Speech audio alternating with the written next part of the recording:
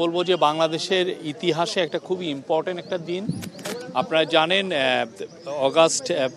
জুলাই এবং অগাস্টে যে অভূতপূর্ব গণ অভ্যুত্থান হলো, তার পরবর্তীতে যে বাংলাদেশকে পুনর্গঠন এবং এটার যে একটা পলিটিক্যাল সলিউশনে আমরা যাচ্ছি, কিভাবে আমাদের ডেমোক্রেটিক ট্রানজিশন হবে, তার আজকে এই যে আমরা যে তার আজকে সূচনা, আমি বলবো যে তার ডায়ালগটার সূচনা পলিটিক্যাল পার্টির সাথে।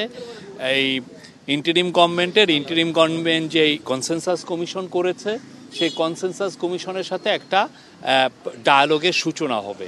এর ফলে যেটা হবে যে আমরা আগামী, আপনি দেখেছেন যে কনসেনসাস কমিশনের মেয়াদ 6 মাস করা হয়েছে এবং 6 মাসে আমরা আশা করছি যে এই যে 6টা কমিশন যে এই রিপোর্টগুলো দিল, সেই রিপোর্টগুলো পুঙ্খানুপুঙ্খভাবে পলিটিক্যাল পার্টির সাথে এই কনসেনসাস কমিশনের একটা আলাপ হয়ে যেটা আসবে যে যেই রিকমেন্ডেশনগুলো সমস্ত পলিটিক্যাল পার্টি কনসেনসাসের ভিত্তিতে নিবে, সেটা সবাইকে, আমাদের আশা থাকবে যে সবাই এই পলিটিক্যাল পার্টিগুলো এটা পরবর্তীতে সাইন করবে।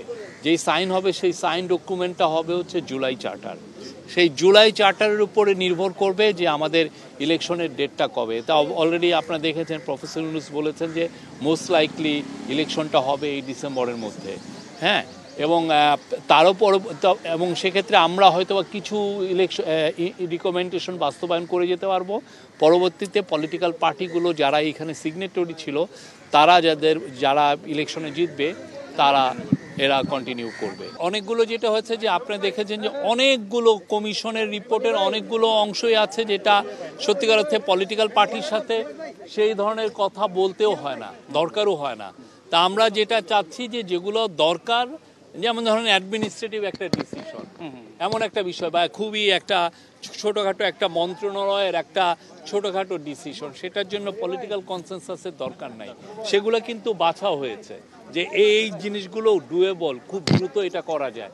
সেটা আমরা অলরেডি, এটার কাজ শুরু হয়েছে, কিছু কিছু ক্ষেত্রে হয়েও গেছে। তো আর বাকিগুলো যেগুলোর সাথে যখন মেজর কনসেনসাস দরকার, সেগুলোর জন্য পলিটিক্যাল পার্টির সাথে আমাদের এই কনসেনসাস কমিশনে ইন্টেন্সিভ